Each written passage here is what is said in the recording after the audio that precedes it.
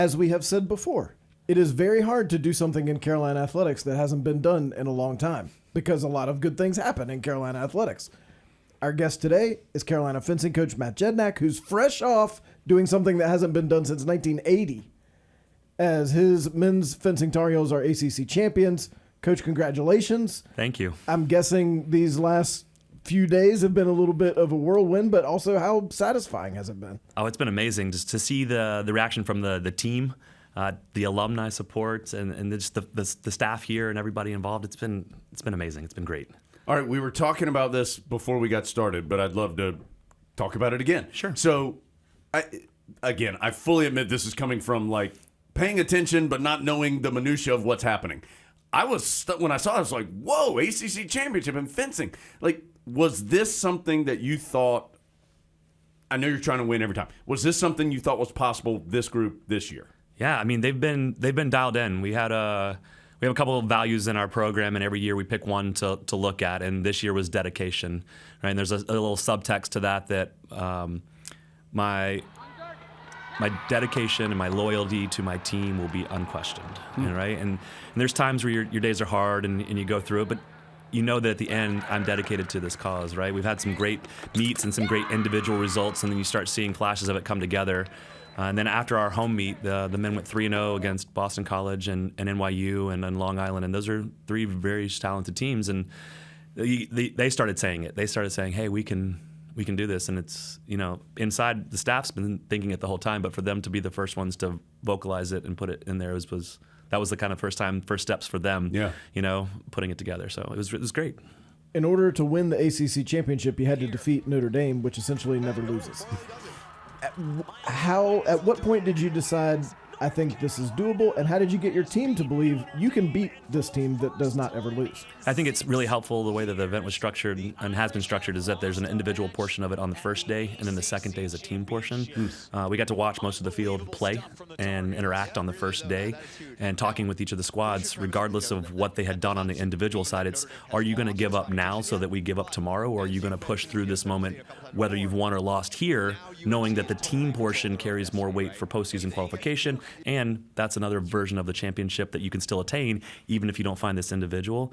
The coaching staff challenged them and they stood up to it. I think that having that marker to say, yeah, it's not about me as an individual. It's nice when I get an award, but it's better when I get to share it with my teammates. Eli Lippman had won an individual medal as a freshman in epee, and he got done with it and he said, "Coach, this feels infinitely different and better on this side of it."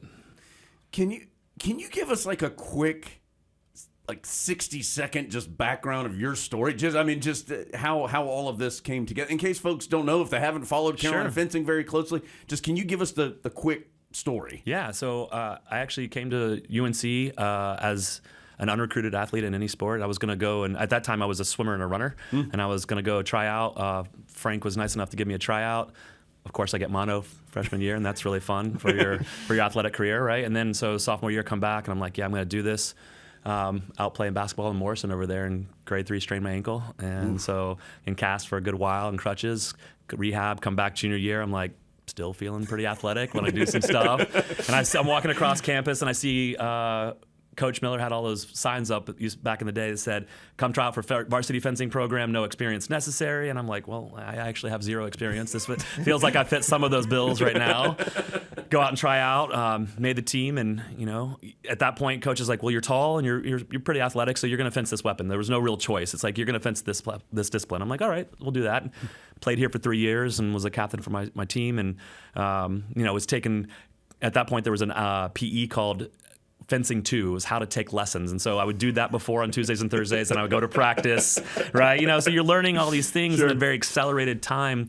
And I'm sad at the fact that I didn't get to compete earlier and more in my career as an athlete, but I feel like the place that I learned to fence and learned about fencing was very important and very poignant in my coaching, because I was a little bit more mature. I was a little bit more refined. I knew what my body could do and was capable of doing.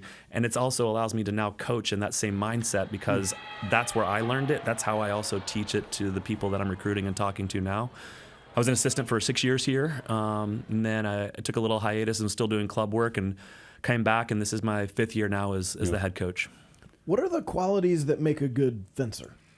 Yeah, I think part one is pattern recognition. You have to be able to see and pick apart different patterns and attributes that are being played against you, and then have that ability to physically break them apart and enforce your own kind of aesthetic to solve that, even before maybe your opponent can have the reaction to counter that play. There's also a lot of different versions of the game you can play. So there's tempo, there's motion, there's finding the blade or being more physical on the actual weapon itself. And so I think that as long as these people that we're recruiting that are on the team understand which part of that really resonates with them, the coaching staff is very able to help them move forward in whatever space that is, or even shine some light on a place of their game that maybe they weren't aware that could be used for them as well. Just in hearing that answer, and then I was like, everything happens so fast in fencing. Like, it's like a couple of seconds, and then, and I don't always understand what just happened, but it seems like something just happened when it all happens so fast. Like, how do you zone in on that when everything is happening in just a couple of seconds? So it was interesting, you guys play video over here and you're watching the game last night and you see it. How fast do you translate what you see to what you're saying and have it be coherent? It's because you have reps on it. You see it and you're done it for a number of years and you just get better at it. It's the same thing. The actions happen fast because your eyes are trained to see maybe just the ball move or just the feet of the basketball player move. Well, in our sport, we're looking at a combination of feet and blade and what those are looking for. And so it's reps. It's getting in there, seeing it in front of you as a coach, so you're giving individual work and seeing how it moves back and forth, and then also moving yourself from the outside so you can see it from a different perspective, so that when you coach, you're giving them, I know you see it from this side because you're aware of it because you've coached them head on, but then you're also taking yourself out to the side and saying you may not be aware of this because this is now available to you as an outside voice to coach them and help them see that. And so it does happen fast, but it's more of the more you see it, your eyes, they filter out the white noise portion of it, and you're seeing what's the actual scoring mechanism, what's the place that's leading you. Like in boxing, where's the jab that's getting their guard to move so that you can make the hook, that kind of thing. That's the same kind of aesthetic that we're looking for.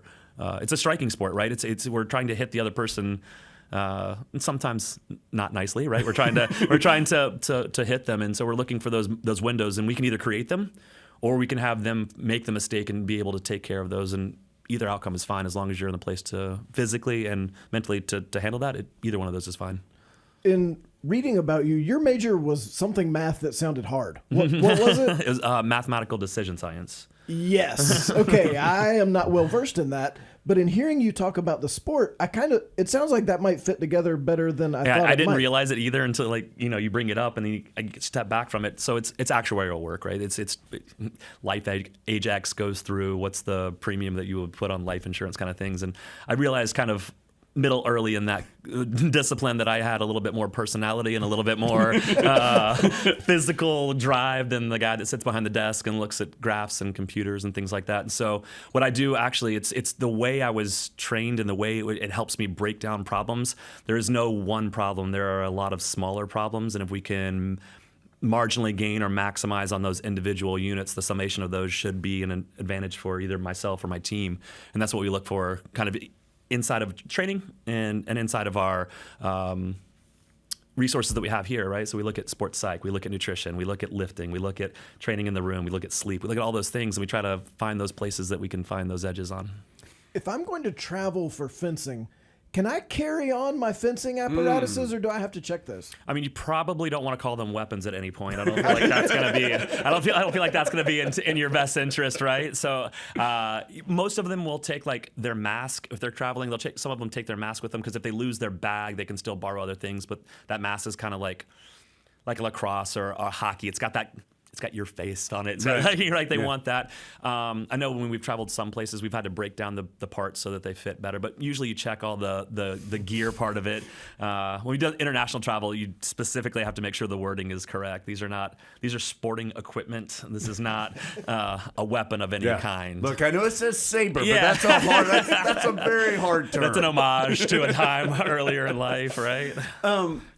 Fencing, to me, it feels very, I don't know the right way, in college athletics, which has just gotten so messy, it feels like it's like a very pure, like still college athletic thing. I agree. Is that Is that attractive to you? It is. I mean, we find I've worked in the club scene, which has a variety of younger fencers and even older who have continued. It's a lifetime sport. There's veterans at all levels still competing at world championships in their disciplines. But I love this college space because again, they're smart. They're athletic. By the time they get on my team, I know their values and their respect level, and I feel like I can work with that very well. And a lot of what happened this past weekend was because of the buy-in of the people at the top end. So this is my 5th year here, which means everyone in that room is someone that I've recruited. That is a 4-year cycle of recruiting that I've put together. And some of them have said no to other universities to be here, to understand that they're setting a tone and a precedent for what we want to go forward. And for some of these people to see an actual fruition of what that decision was 4 years ago and what that means, that even if they are not the ones competing at that tournament, they're the ones mentoring and leading and pushing in practice and outside of it from a cultural place, that we're still getting the talented athlete to then have that combination of the two as we move forward going through it. It's been amazing.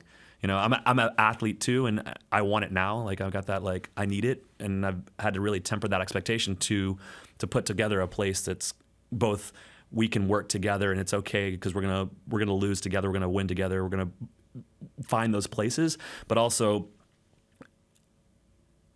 there is not a lot of patience, you know, in athletics in general, and so it's very fulfilling and rewarding to put that together. You know, and have them see that go through. We were talking on an earlier show that we thought one of the coolest parts of this ACC championship was the way that you included Coach Miller in the team picture and dedicated the championship to him. Why was that important to do, and where can people still see his influence in the program today? I mean, they see it every day. I was there. He taught me fencing. He taught me how to coach fencing. And he never said that it had to be done this way. He gave you the leeway to be yourself, but he gave you the tools and the mechanics to see this is how I've done it. This is the effective way that I've seen.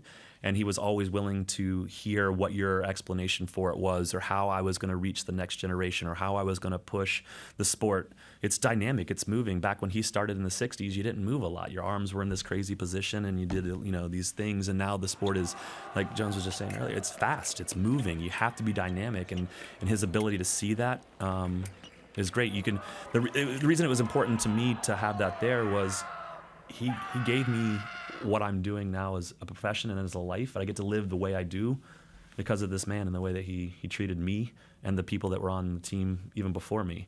I was making a little comment earlier. My phone was full of text messages and congratulations, and a large portion of those are alums of people that not only that I coach, but also people that were even here before I was there. I got a picture from John Friedberg, who was our Olympian NCAA champion.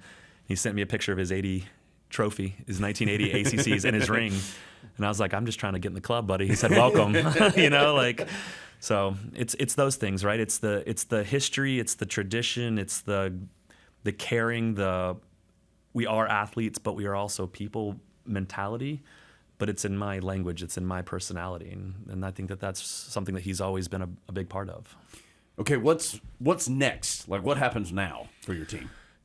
They've a lot of treatment, a lot of rehab over these 2 days. So we got back yesterday, and today's a day off. Go find the trainer and find some ice and sleep and catch up on classes. We'll have 3 days of practice this week, weekend off again to rehab the body. We leave next Friday to go up to regionals at Drew University. The hard part is that was an amazing feat, but those actual numbers and that medal and those things, they have no direct AC, and there's no going into it. So we still have to qualify people to get to NCAAs. We're in a good place. I was just looking over the numbers today as they're getting put in from this weekend, and we've got some people that are in a really good spot, and we've got some people that are on the edge, and if they play like they played like this past weekend, we can make some other people sad and make us happy at the same time kind of thing. So I am really excited. It's going to be a fun day. The event usually goes over well. Our region's large and challenging, which really sets us up well for practice going into the NCAAs.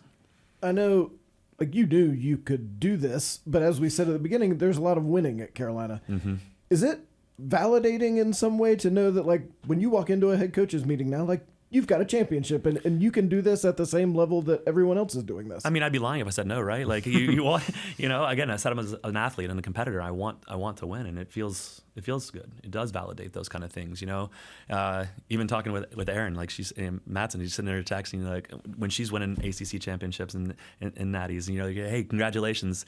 She sends one right back to me. I'm like, I'm just trying to keep up with you, like, you know, like that's but it's us pushing each other the same way, right? Like it's validating, but it's also like, okay, now you, all right, now you. Like Chris this weekend did the same thing the day before, 2 days before we did it. You know, like that's awesome to see that happen.